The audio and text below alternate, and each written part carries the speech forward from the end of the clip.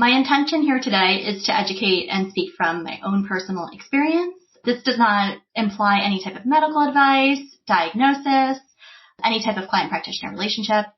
And although that there is a doctor in front of my name, I'm a doctor of occupational therapy, and function is my specialty. So I don't diagnose or cure any diseases or illnesses. If a listener has any questions, I'll be glad to provide resources for show notes. But they should always talk to their physician or their primary care provider about their health or making any big health decisions.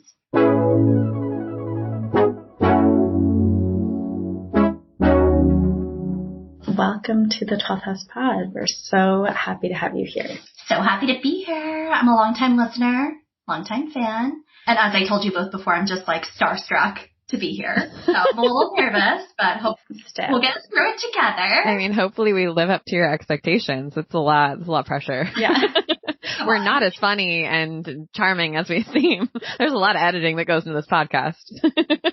Liz, we first met in a North Node onboarding call. And it was one of those calls where it was like, oh my gosh, 30 minutes flew by. This is not enough time. And we really got into a lot quickly. And I was immediately fascinated by a lot of not only your dynamism in your career and creative life, but also the ease with which you spoke about your own journey through managing ADHD, but working with people with neurodivergent diagnoses and creativity as kind of like an intersecting interest. And we just have been talking about having you on the pod for a while, especially as that's our focus this month on the pod. Yeah, there's a lot to talk about, and I feel like I'm an open book with information. Amazing. I think that one of the big problems with our healthcare system is like people don't have access to specialists. So the more education, the more research, the more science, more knowledge that, I could share as a practitioner, the better it is for like wellness for all people, especially people who identify as neurodiverse or have chronic conditions, people of all abilities. And that's really, what I stand for. That is a perfect segue because I think that it would be really helpful if we just kind of define some of the terms that maybe people have heard floating around on the internet or on social media. So Liz, how would you define neurodivergent and neurodiverse versus neurotypical? Okay, so let's see. Neurodiversity. It is a term that sprang from sociologist. Her name's Judy Singer. I believe it was in the 1980s. I might be wrong on the date. But it was to promote what was called neurological minorities, right? People who think in ways that may be, as you describe at holisticism, nonlinear ways of thinking, right? So maybe it's more of like a spiral type thought pattern or more of like cyclical thinking, that type of thing. Again, I love the term like nonlinear squiggly brained beings because that's what I think of as I kind of think of like a line. I was introduced to this concept during my training at NYU. I received a master's in science there in occupational therapy, and I had some really great mentors. One of them had really educated us on neurodivergence and neurodiversity as a way to work with our clients who, are on the autism spectrum or who have ADHD, who have sensory processing issues, who have different types of neurodivergence in general. So it's a neurotypical. Like when I think of a neurotypical, I think of somebody just without neurodivergence, right? Somebody who might not struggle as much with like executive functioning, organization, emotional regulation, all of those different components that executive functioning has. And then of course, because there's so many different diagnostic categories under the umbrella of neurodiversity, it's really important to ask people, how they define themselves as neurodiverse. Yeah, I think a lot of times the connotation is with the autism spectrum, right? When we say neurodivergent, right. But it seems like there's so much more that falls under that umbrella. Yeah, absolutely. There's so much that falls under the umbrella. There's so many different, modes of thinking, ways of being. The way that I tend to look at just neurodiversity, working with clients in general, is thinking in terms of like client-centered practice, right? So like, what does the individual want for themselves rather than what do I think they need as like the clinician or the professional who's working with them? Mm-hmm. And really working as a partner with that person instead of saying, hey, I'm the one with the license, I'm the one with the degrees, therefore I'm the expert. Like, yeah, I have some science background and stuff like that. I can help figure some stuff out. But at the end of the day, the individual is going to be the expert on their own life. And I'm really there to support them. So that's kind of like my version of neurodiversity. I'm sure that other people have much different ways of defining it. But I love the way that holisticism defines as nonlinear, squiggly-brained beings. That encompasses a variety of experiences and diagnoses and all of the above. One of the terms that you mentioned within executive functions was sensory processing. And that is a term that I feel like I personally am just becoming more aware of what that means for me. But what has that meant for you in terms of understanding it in a way that helps you identify it either in yourself or other people and help develop strategies around it? Like, what does that look like or how does it show up differently for people? Because when I learned about it, I was like, oh, that really articulates so many of the things that I couldn't quite pinpoint as to why, I had to go to a specific part of the library to do a specific thing at school or else I could not get it done. Yeah, absolutely. So yeah, sensory processing is super interesting. It's a different component than executive functioning skills, which tend to be impacted by people who have ADHD, sometimes people who are on the autism spectrum, a lot of times for people who identify as being neurodiverse or neurodivergent. And, executive functioning issues can also impact people who are not neurodivergent, especially with the influx of tech and social media and phones constantly ringing, just the demands of everyday life. Sensory processing has to do with the nervous system and how our modes of perception can impact the way we integrate the world around us. So a lot of people will ask, is sensory processing disorder a real disorder? And are often surprised to hear, the answer is technically no. Even though this definitely veers away from a lot of people's lived experience, whether it should be classified a disorder or not, has been contested. It's not in the ICD-11, it's not in the DSM, but it's a very real experience that a lot of people have, right? Closest kind of categorization that we have is autism spectrum disorder with sensory dysfunction. But again, understanding sensory function as a whole and looking at it as, okay, so what are my sensory needs? Where am I experiencing difficulties? Rather than disorder or not disorder. So like most conditions or most experiences, I sort of look at it as, is it enabling somebody to function with what they want to do and what they find meaningful, or is it preventing their function in this area?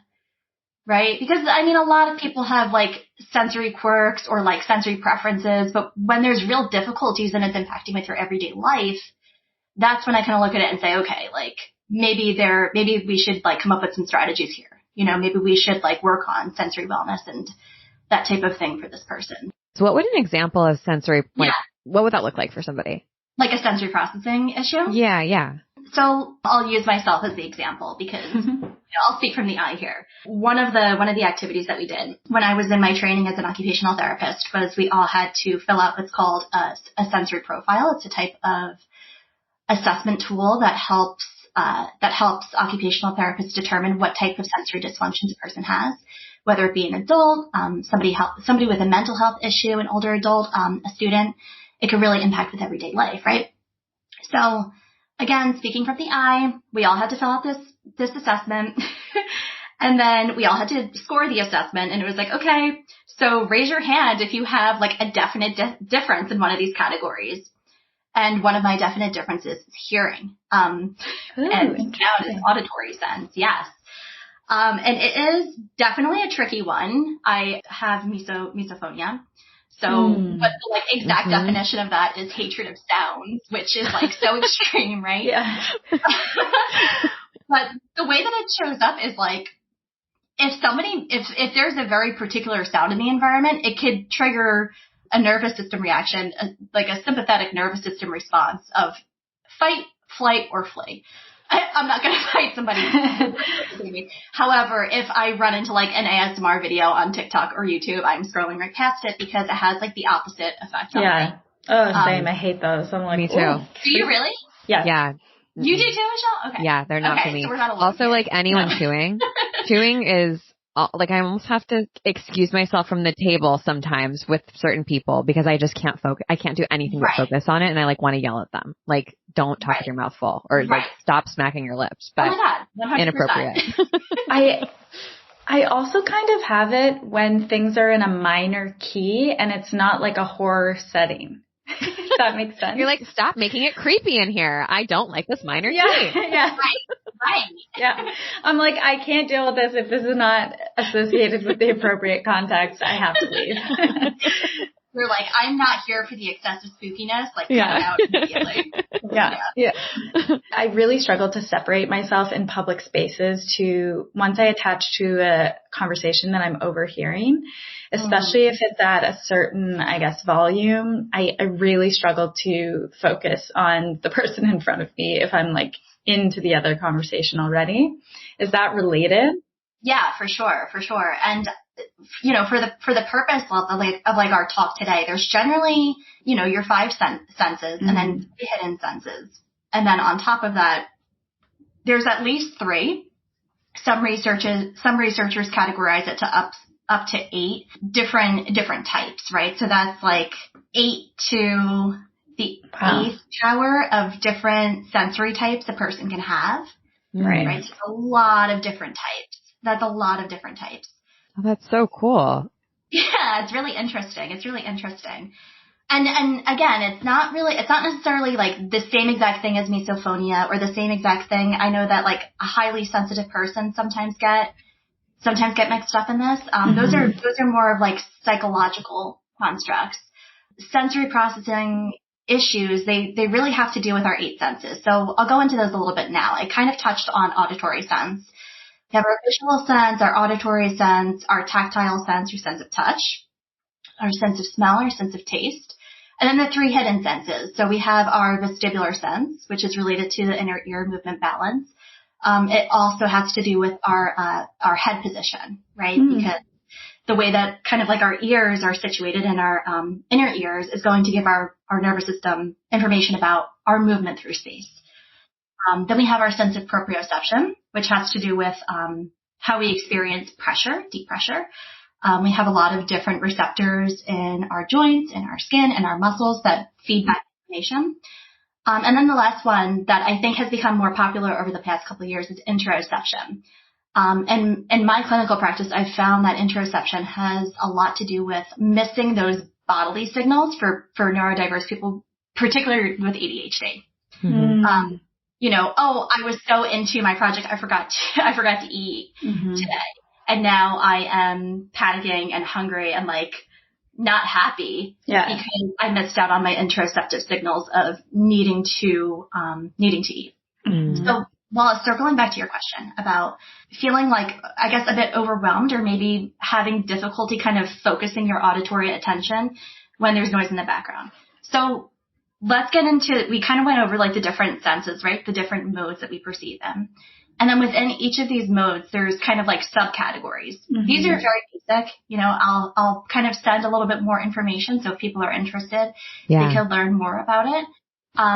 But for the most part, there's about 3 subtypes. We have sensory overresponsive. All right. Somebody who's overresponsive is going to be like in my example or all of our examples, like, for auditory, you might get really easily overwhelmed with auditory stimuli, meaning your nervous system has a low threshold for this type of stimulation. Again, nothing wrong with it.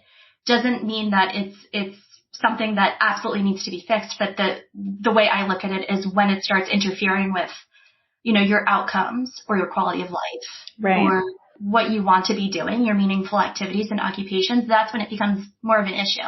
Like if you're hogging the playlist on Spotify and you won't give up the DJ position. Oh, yeah. Okay, so next we have sensory underresponsive, and somebody who's underresponsive is going to have a higher threshold, meaning they need more information to hit that threshold. So, like, one of the examples I could think with this, using the auditory example, is I used to work a lot with children in my practice.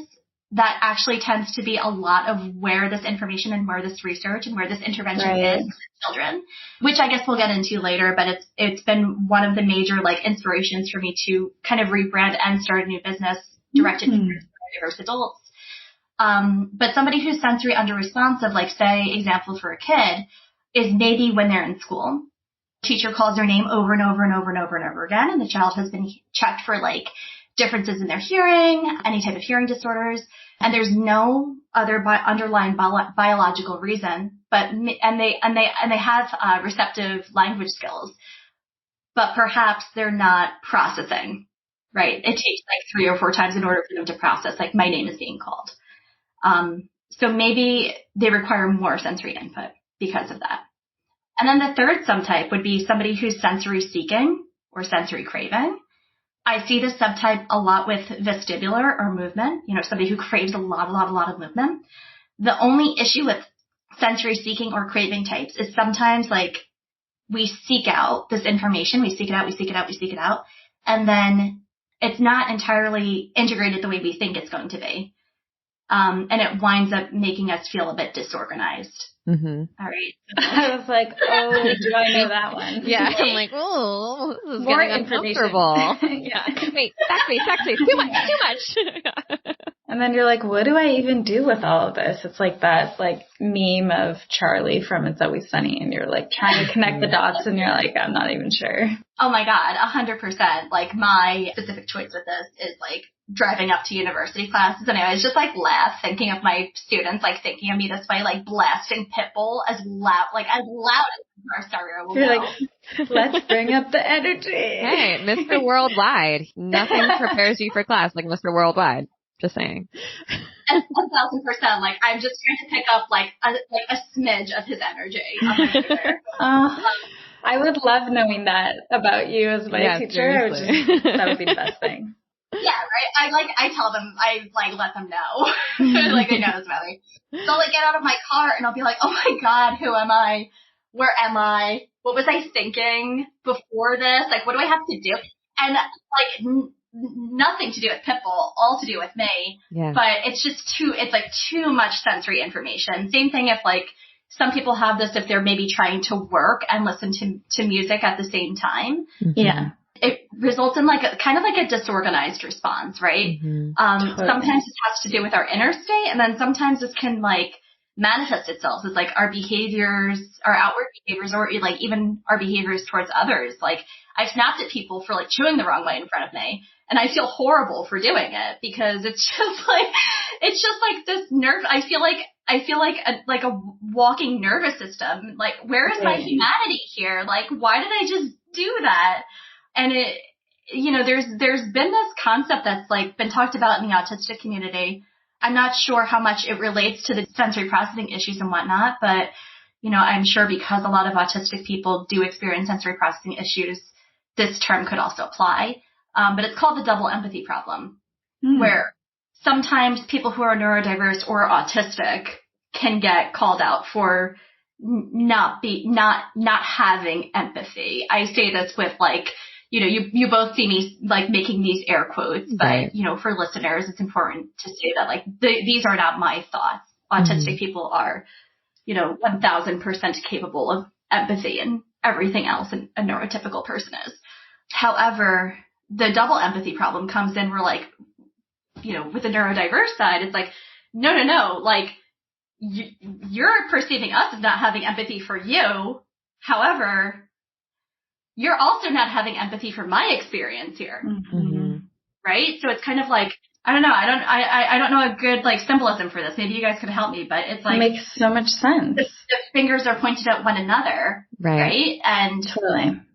It's this misunderstanding, this miscommunication about how these two neurotypes, right? Neurotypicals and neurodiverse people can really run into issues with communication. Totally. Absolutely. And yeah. I think just being someone who's neurodivergent, if you're in a relationship with someone, if you want one thing and someone wants another thing, you try to compromise and meet in the middle, right? But sometimes if you're experiencing sensory processing overload, you cannot compromise because you cannot function. So you need to say turn the music down, like whatever it is that you need. And that might impact the other person. It will impact the other person. Like, well, they like listening to Pitbull on 11, but you just can't handle it.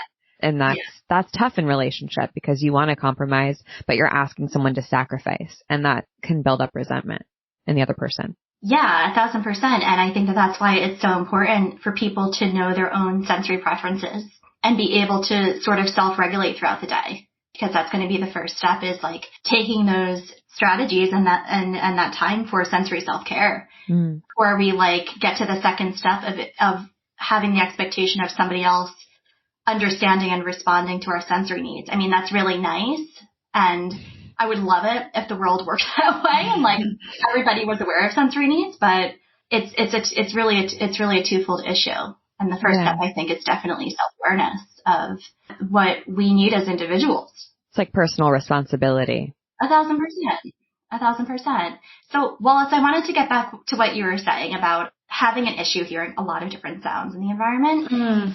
To me, that sounds like a little bit of sensory over-responsiveness with the auditory sense, which would also make sense with like being very sensitive to people chewing and like different sounds.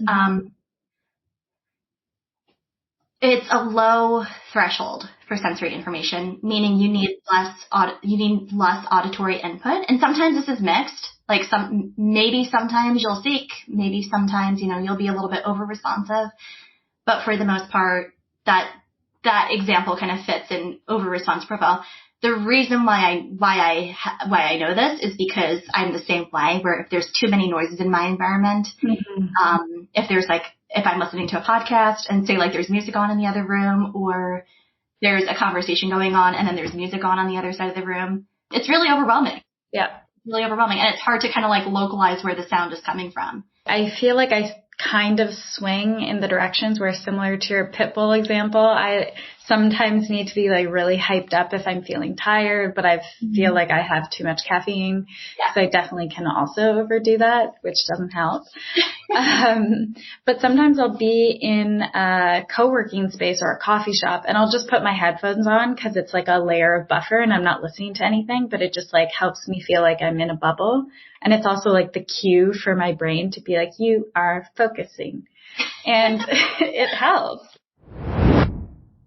When you're talking about sensory wellness, it makes me think so much about what the pandemic has done for that, how it's really maybe fast-tracked a lot of people to become more aware of their needs, both at home and what they maybe weren't getting, or when they feel that they're not getting enough stimulation at home, and vice versa, and how to seek those things out. And I feel like that's part of what I see as the renegotiation to going back into the office, is this like underlying theme, or what I imagine to be for people. It's like, how do you really advocate for that as part of why you don't want to go back to the office, and have that be something that's understood and respected in maybe some more traditional workplaces? That's really interesting. That's a super interesting theory. And I think that you just put words to something that like has kind of been floating around in the back of my mind, but you just summarized it so eloquently. And I think that people receiving diagnoses can be a really great thing, right? Like, Michelle, you had mentioned that you have an ADHD diagnosis. Like, how did that impact you getting that diagnosis? I mean, it like changed everything for me. It also like really validated a lot of what I'd experienced. My dad has an ADHD diagnosis. He got it at the same time that I did, and he's 66. Oh, wow. And yeah, that's kind of common now. Yeah. He thought he had dementia, and they're like, no, you have ADHD. And it totally changed his life, and going on medication totally changed his relationship with my mom, like the way that they interact. He's a much happier, like more focused person. And that is such a relief. But I will also say, to the sensory processing, the day that I started medication, I feel like I've talked about this before, I was overwhelmed with emotion because I realized I could get up and go to the bathroom in the middle of working. And prior to that, I felt like I never could because I would lose my place. And so I would just ignore all of my body's, cues, signs and signals, and I had so much anxiety anytime I would get up or get interrupted, because I didn't know if I was going to be able to pick back up. So it's been like life changing, truly, like, and so affirming. Yeah, absolutely. Absolutely. And I think that like one of the terms that we use in research is something that's called like an operational definition, right? And an operational definition is a very agreed upon and specific definition of a certain concept or a certain term, so that it's replicable, like for either research purposes or for understanding. And I think that when we ourselves are diagnosed with either specific conditions or neurodevelopmental conditions, I mean, I'm sure you look back on your childhood too and you're like, oh my God, like this explains so much. Totally. It's like, because sensory processing disorder it's definitely becoming more accepted, and like I think in the collective conscious of like awareness of like, oh yeah, this exists, like sensory needs do exist, disorder does exist within this. Because it's not an actual disorder, I think that people have a lot of trouble finding education like on their needs, and then also finding specialists who may be able to help them. Totally. If they're having a lot of issues with it. Right. And a lot of neurodiverse people, particularly people who are on the autism spectrum, usually, you know, if you have an autism diagnosis and you're having a lot of sensory issues, sometimes a physician will recommend like, oh, you know, you might be able to go see a specialist. But for people who may not have a particular diagnosis and may just have sensory issues, which there's some research that shows that it does exist by itself. I could send you one of those studies if you'd like. Yeah. It's going to be really hard to get a diagnosis and get the help that they need. Again, I mentioned because so much information out there is around children. So if an adult is just coming into awareness of, oh man, like I think that I might need some help here. Like I think that this would really improve my quality of life and help me do the things that I want to do. It's really hard to get help.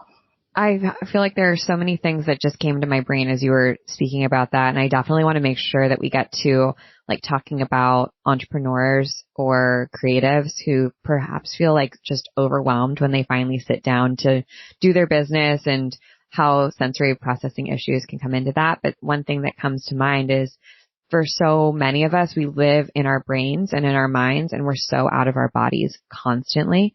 And maybe that's just, you know, that's societal, because we have to be, or maybe it's, I don't know, Liz, you could probably tell us more, just almost a response to like having to be out of your body in order to function because you do have sensory processing issues. Yeah, I mean, I think that a lot of people, I see trends, especially like on social media and TikTok. It might be because that algorithm is recommended to me. Mm-hmm.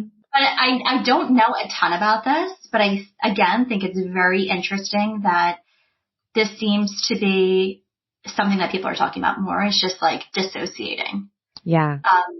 Dissociating in order to get done what we need to get done. And I think that there's a lot of nuance here. Right? Because it's like when I think of function versus dysfunction, can a person do what they want to be doing? Or is there are they having like dysfunction with this particular activity? I also think about things like, okay, so like they might be engaging in this task and it might look like, you know, they're not having any issues whatsoever. Maybe they're doing it perfectly, but perhaps, you know, they're masking. Mm-hmm. Or perhaps this is going to lead to some type of burnout for, you know, forcing themselves into a mold or like maybe a workplace that's not fitting for them, that's not making the accommodations for them that they need in order to feel well. I think that's a huge problem for people who listen to the 12th house, right? They're almost like white knuckling through life, right? Or through tasks like their day to day. Like you can do things, obviously, like you're so capable and you're performing all these tasks and functions, but it's exhausting. Or yeah, you reach burnout so quickly, or you feel like you continue to burn out no matter what you change. So I think that this is going to be like life changing for some people and very affirming.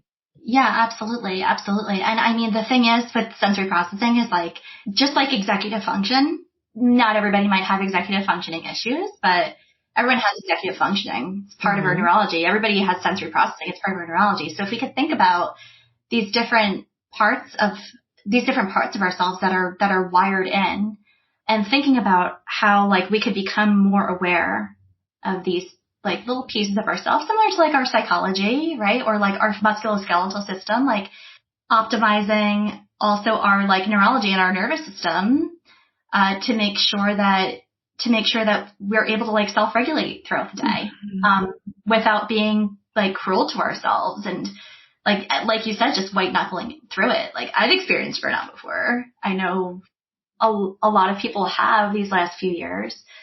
It's been psychologically like grueling the past few years. And I think that like just self-awareness of like talking through these things is really the first step in like coming to terms with it and making that plan for yourself of like, okay, so like, what can I do? What kind of strategies can I use? What kind of environmental accommodations can I make for myself that are going to make me like a little bit more comfortable throughout the day? You know, it might not be perfect and that's okay. Like sometimes it's not, you know. I kind of like the story of like the way that I like to describe it is the three little bears. Where it's like the just right in the middle, right? You have like too hot, like, okay, that's too much, like overload. And then you have too cold, which is like, that's not really like enough sensory information. Of course, it's going to be very different for every person depending on their subtypes. And then you have that just right.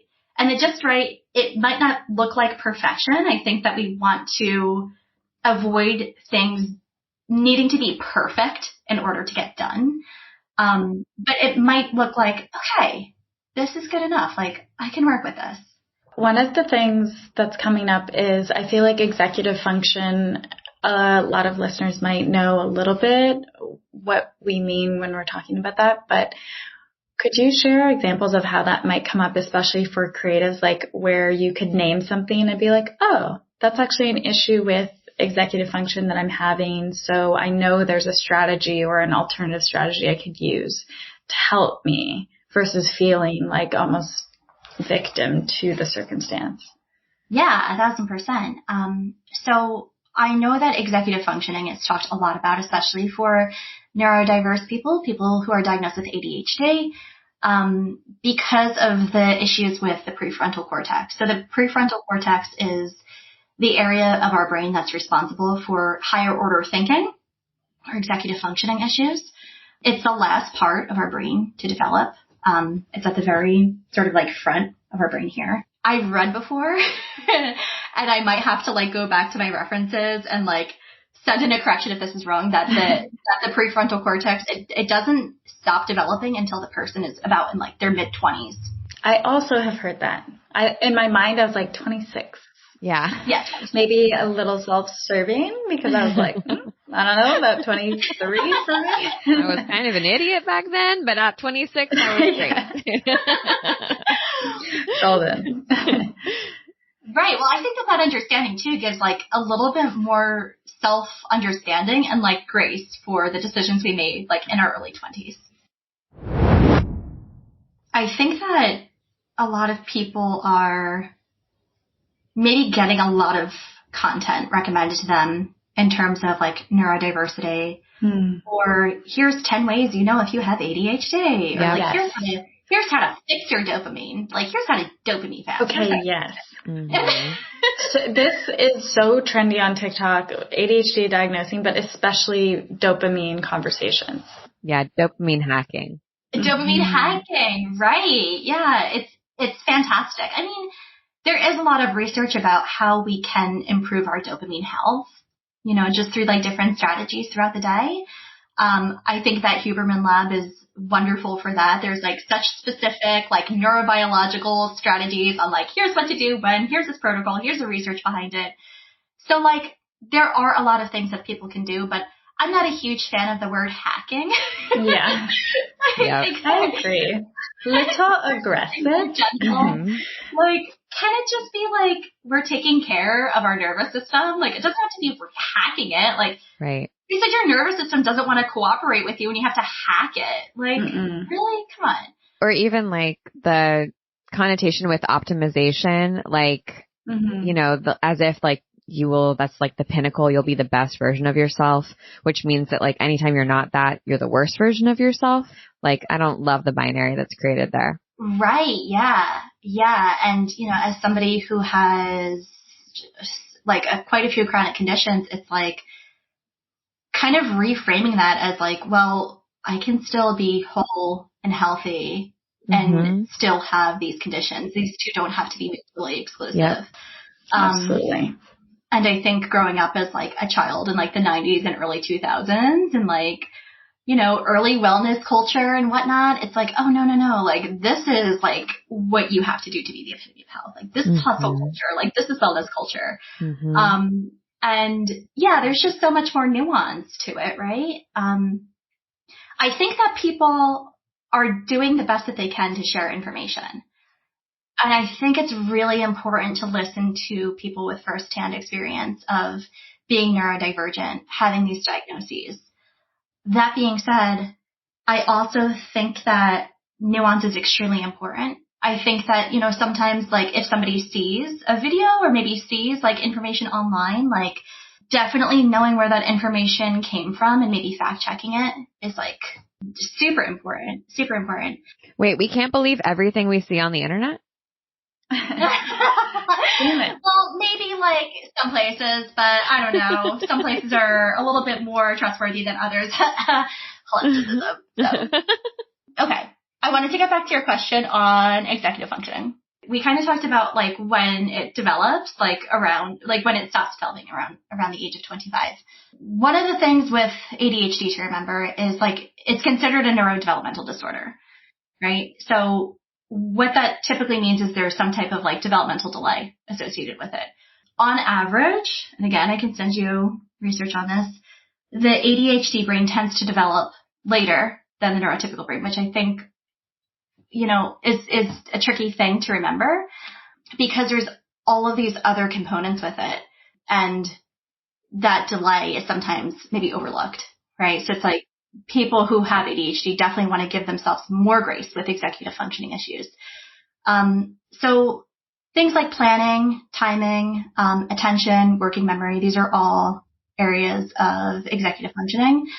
I think that externalizing these organization skills that might be, you know, a little bit less than somebody who's neurotypical, may have less capacity than somebody who's neurotypical. Using strategies like the ones that you recommend on holisticism, like Monday Hour 1, like using Notion in order to like really externalize your thoughts. Using something like a second brain so that you're not holding all this information inside of you like a storage system is like huge. That makes such a huge difference because it helps like when you're actually going to do something, you're not 20 steps behind trying to like find what you were looking for in the first place, right? So yeah, just kind of externalizing. But the other thing that I really want to say here is like, particularly with people with ADHD, it's not really a matter of like being educated on strategies. Like a lot of people with ADHD know themselves more because they have been educated so much on strategies, whether it be through, you know, going to therapy, seeing their neurologist, or just kind of like seeking out the information of themselves. It's really like a disconnect in knowing what to do and then execution, right? So it's not about education and knowing what to do. It's about the implementation piece, right? Totally. So that implementation is really where it's at for people who do have executive functioning issues. And I feel like we could just do a whole episode on that. 100%. There's so many components when it comes to either motivation, ADHD attacks that people experience, avoidance, different presentations of ADHD, and just, you know, very specific strategies that can be helpful. And you do so much wonderful work over at Holisticism, just trying to help, you know, be inclusive of people of all different abilities and, particularly with the neurodiverse community and squiggly brained intuitives, as you so lovely put it. So yeah, that's kind of like my 2 cents. A more personal question, a little pivot here. You're not only an occupational therapist, but you're a creative writer yourself. Yeah. You have many, many different, I feel like, facets of your personality kind of in many of your different projects and interests coming out in different ways. That wasn't really a proper sentence, but what's really impressive about it is, or what makes me curious is, what have you found for you works really well? I know while we were emailing, you were mentioning you're a big fan of the 12-week year, and that's been really helpful for you. I have this process that I love that's called seasonal syncing or seasonal goal setting. And it's about kind of flowing with the cycles of our external world to serve as reminders of our internal world. And a reminder that like there's a time for everything, right? So maybe in the winter I focus more on contemplation and ideation and planning and dreaming about the year to come.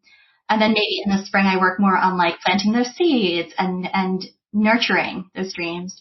And the summer is more of like a time of blossoming and like being out and about and like, you know, really lassoing in the energy of the summer season, especially here in the Northeast. It's rough the other 6 months of the year. And then in the fall, like really taking what you have and like pruning it, like what worked, what didn't work, like what can I kind of get rid of here in order to make space for my next year's growth. And I am working on a nonfiction book about this. Nice. So if there's any literary agents listening, I'm like all yours already. The book is The book is it's a whole process. It's with test readers right now. But I do have an article on my Substack about the process that I use for seasonal goal setting. And I have a free Notion template for listeners if they want to go by and grab it. Yeah. But it's about like thinking about, especially in terms of creative cycles, like, okay, what are my main priorities and what am I going to let go of or move to the side right now in order to make space for the completion of this project. For so many years of my life, I was so like atrocious at completing things. The ideation, the idea phase, like fantastic, right? Like no problem. But like the sticking it through until it was complete was like a huge, huge, huge issue. So really having these sort of spotlights, per season is super helpful. It also kind of helps to give me a little bit momentum and think about like, you talk about the 80-20 rule a lot. Like what 20% of this goal that I can complete in 12 weeks is going to account for like 80% of the outcome that I'm looking for. And if there's enough digging there, I can usually find it. But it's extremely helpful to kind of sync with the season. Like I think that there's a reason why so many New Year's resolutions fail. I saw a meme the other day that was like the middle of winter is no time to reinvent oneself. Like to overhaul your whole life, which is so true. Like absolutely. It's time for wintering. Yeah, exactly. Like I want to hibernate. I want to come back out in the spring.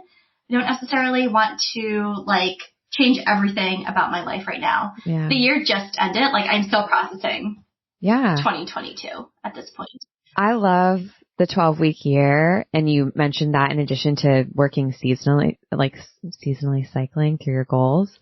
And something I really appreciate about the 12-week year is that I can be in planning mode forever and ever and ever and kind of just get stuck continuing to like see the long game and extending it. And it forces me to have a specific period of time and be like, okay, the end is on this date. So I can't plan more than that. I can only plan to this. And that sort of like forces me out of planning and into action. Yeah, 100%. It's also so helpful to see the deadline. Mm-hmm. Again, going back to just like neurodiversity in general is like people with ADHD are known to have something that's like temporal discounting, right? So if you cannot see the end, then it's really, really challenging to think that long term. And a year is a really long time. Like a year is a really long time. Everything can change in a year. Like your whole life can change in a year. Every facet, right. When I think about where I'm going to be a year from now, I see like a blank space, or a black hole. That doesn't mean that I don't have visions for myself. It just is so hard to leapfrog to that point for me personally. Yeah, I hadn't thought about the temporal discounting versus time blindness. Mm-hmm. how they differ and how they're similar. But I think that it's so true in terms of how people usually cram for a deadline and how often that's like the way that ADHD people are motivated. And when it's just you and your own creative projects, where that all falls apart if you don't set in the right boundaries for yourself and accountability. Yeah. And I love that you mentioned creative projects here too, because as somebody who has a lot of roles and who makes a lot of just different roles and positions for myself, being an entrepreneur, having other work responsibilities, it's really hard sometimes to prioritize creativity and making time for just creative exploration and creative execution towards one's creative goals. And it's like, it has to be on the horizon. It has to be made into like something that's touched upon daily, right? Because I think the other thing too is like, if we're not looking at something daily, even if it's like, I'm going to write like a 2-line poem today, or I'm just going to like check in with how my weekend was and write in my journal, or I'm going to like make some like digital collage on Canva, like kind of make it cute. Then, or like working on more of a long-term project, like I personally tend to like forget about my creative well-being, if that's the case. And I'm not sure if it's the way that just society is in general, that we don't really make time for play or just creative execution without, turning it into like a side hustle on Etsy. But I feel like just taking that time for oneself is so important for well-being, especially for people who identify as like extremely creative or extremely intuitive. And that doesn't always have to look like completing a super long-term, like 12-week project. Sometimes that could just look like a daily creative ritual. Do you have any preferred daily creative ritual that you're doing right now that's keeping you in that rhythm? Yeah, I subscribe to the Substack. I think it's Austin Kleon. I might be. Yeah, he's great. I feel like an artist. The same. Yeah. He's so good. He's so great. Like, what an inspiration. Mm-hmm. But he inspired me to start keeping just like a daily journal. Even if it's not a written journal, I was pretty into Julia Cameron's like morning pages a while ago. But sometimes it could be a little bit too daunting for me to like, okay, I have to sit down and write everything that's on my mind. Sometimes I like kind of just need to move past what's on my mind and like get into action, right?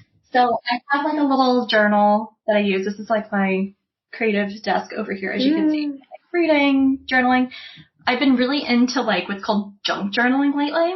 So just kind of like taking little scraps of my daily life and either like pasting it on the pages or like printing out something that I made and like just pasting it on there. Oh, cool. It helps just like making bad art every day. It's just like a great antidote for perfectionism, or needing something perfect in order to be complete, which is like, I think that's something that all creatives struggle with. I took a flash fiction course last semester, and my professor had mentioned something the first few days that really stood out to me. And flash fiction, of course, is like, shorter fiction. Usually it's either under 1,000 words or under 500 words. Great course. And he brought up this concept. I can't remember the writer who originated this term, but it was called psychic release, right? And it's like, if you can write a really short piece of fiction, or you can create like one page in your junk journal. And again, it doesn't have to be perfect. It just has to be a little like morsel of something to build your creative confidence, something to keep that creative habit.